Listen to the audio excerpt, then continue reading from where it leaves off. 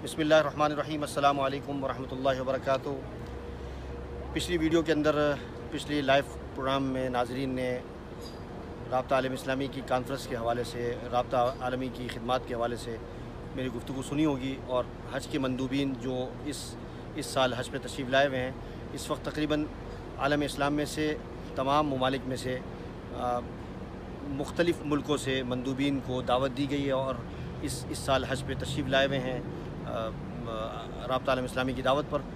आज मेरे साथ जो शख्सियत मौजूद हैं वो आलमी शख्सियत मौजूद हैं और हांगकॉन्ग के अंदर दीनी खिदमत सर अंजाम दे रहे हैं। बहुत ही मारूफ शख्सियत हैं हज़रत मौलाना मुफ्ती अरशद साहब दामत बरकातुहू आलिया।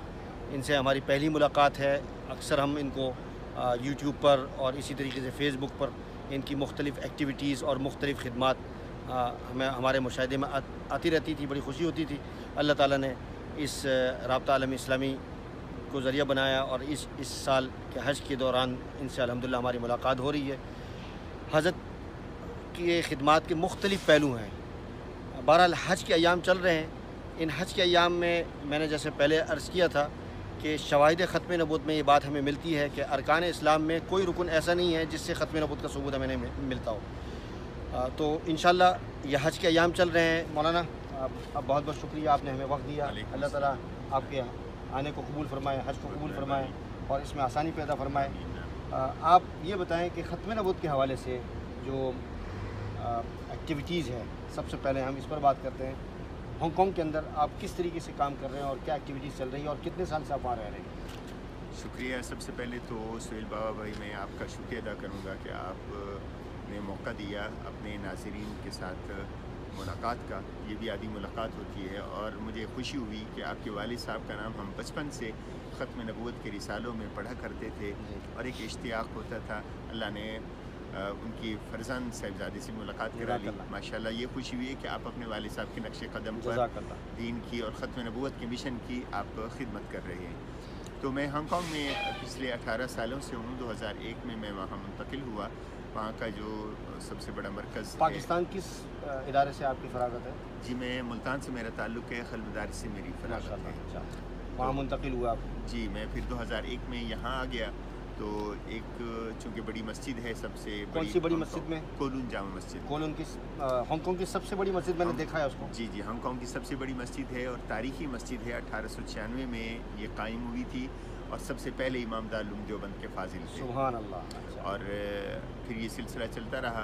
अल्हम्दुलिल्लाह मुझे 18 साल से वहाँ खिदमत का अल्लाह ने मौका दिया है और मेरी कोशिश रही है कि मैं अपने जो मुसलमान भाई हैं, मुख्तलिफ़ मसलकों से ताल्लुक़ रखने वाले, उनको भी जोड़ के रखूं और मुसलमानों के एक इमेज को बेहतर बनाने के लिए जो वहाँ की बाकी मजहबी कम्युनिटीज़ हैं उनके साथ भी अच्छा ताल्लुक़ रखूं ताकि इस्लाम का एक बेहतर इमेज उनके सामने हो।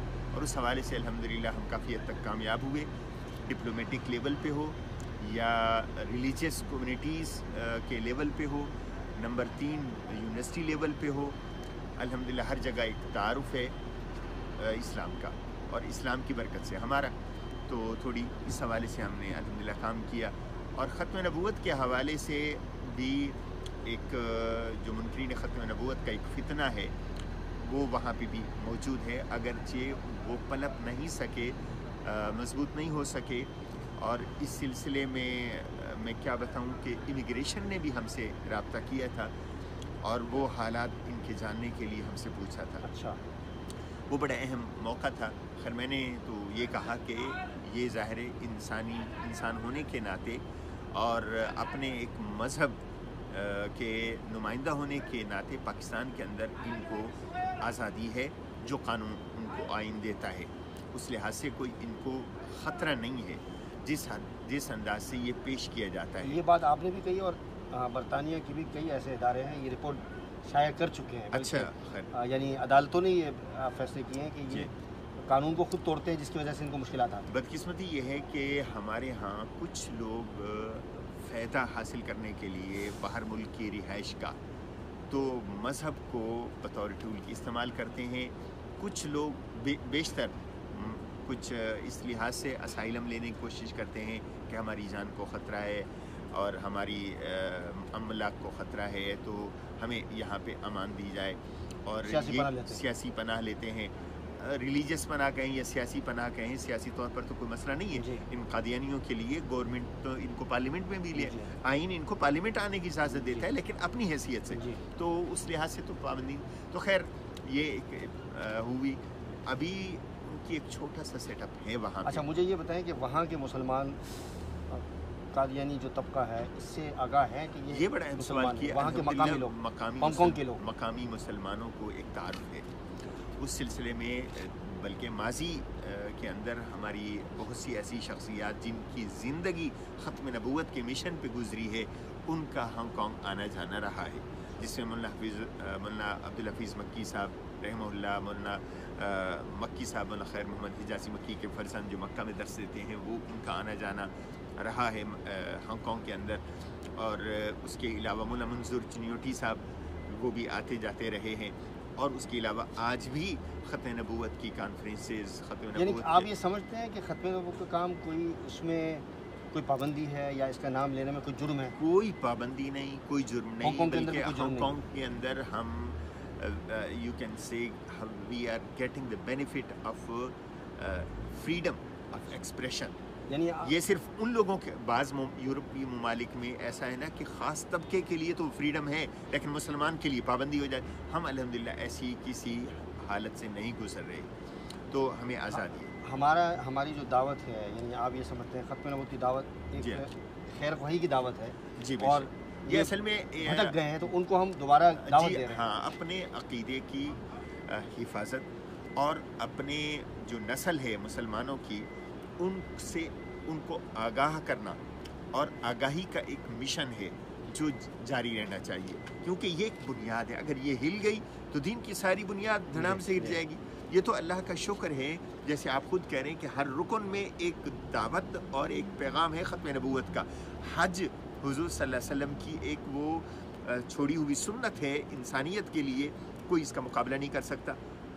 جو ختم نبوت کو چھوڑ کے دوسری لائن پہ چلے گئے, وہ اس کا عشیر تو کیا ہزارویں میں سے ایک حصہ بھی اس جیسا نہیں دکھا سکتے. اور یوم عرفہ کے دن دین مکمل ہوا. جی, الیوم اکملت لکم دینکم, اعلان جو مجدہ سنایا گیا, اعلان سنایا گیا, وہ اپنی جگہ خود اس کا سیٹ اپ اور وجود حج کا اور اس کی ادائیگی دنیا کا کوئی مذہب اس کی نظیر نہیں پیش کر سکتا.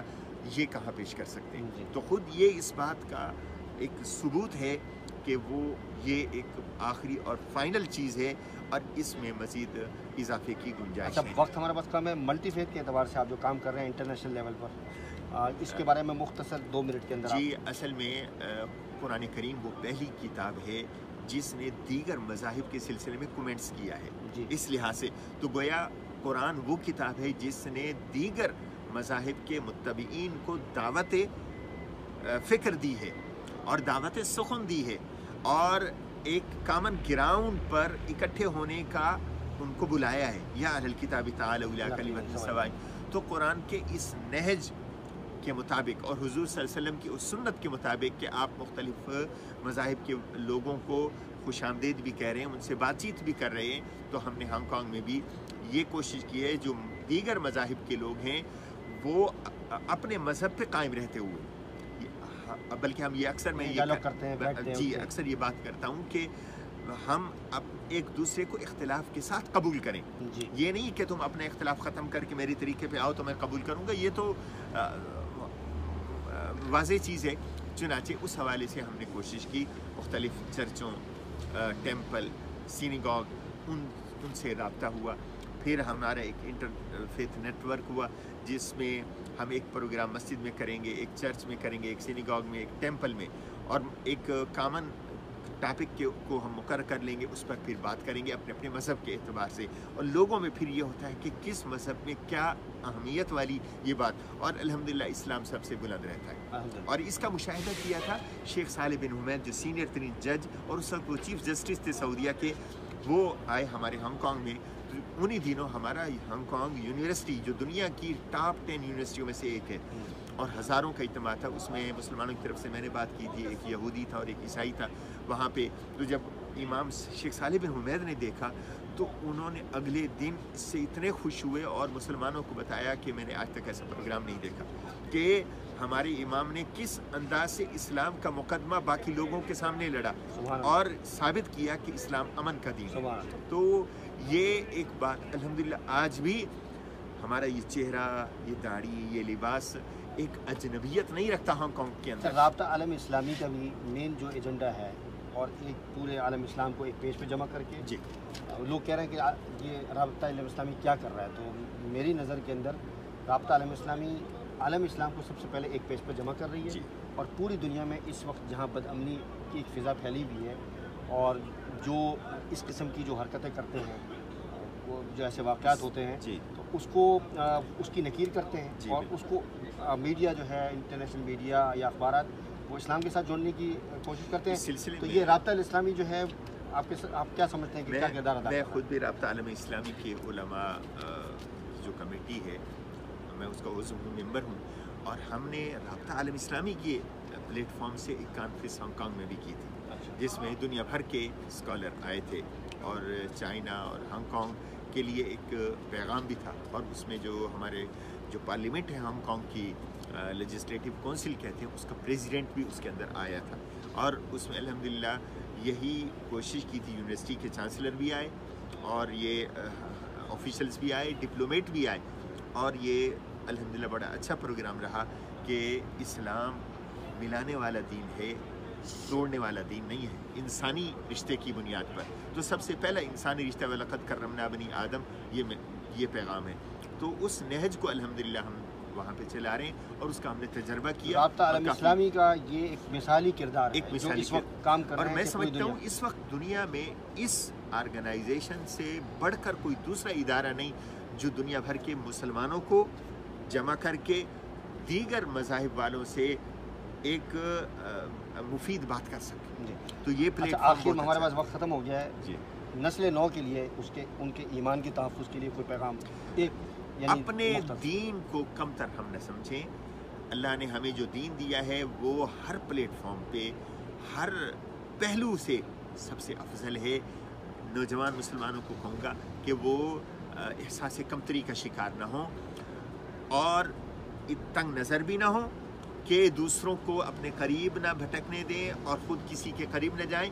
अपने दीन पर जब आप मजबूत होंगे आप दुनिया भर में जहाँ भी चले जाएंगे हर फोरम पे जाके डंके की चोट पर बात कर सकते हैं। इस्लाम जी आपका अल्हम्दुलिल्लाह अल्लाह ने हमें वो जो दीन दिया है उसके अंदर मजबूती है, उसके अंदर डेप्थ है, उसके अंदर साइंस है, उसके अंदर लॉजिक है, उसके अंदर जिद्दत है, उसके अंदर कबूलियत है और उसको बुनियाद बनाते हुए हम कहीं भी किसी प्लेटफॉर्म पे खड़े भी हो सकते हैं और बात भी कर सकते हैं। और ये हम कोई बात भी ना करें, खुद हमारा वजूद एक दावा है, तो दावा के काम को इख्तियार करे। आज का नौजवान बिलखुसूस वो नौजवान जो गैर मुस्लिम मुल्क के अंदर रहता है, ये मेरा उसका जज़ाकमुल्लाह, अस्सलाम वालेकुम। बहुत मेहरबानी, वालेकुम अस्सलाम।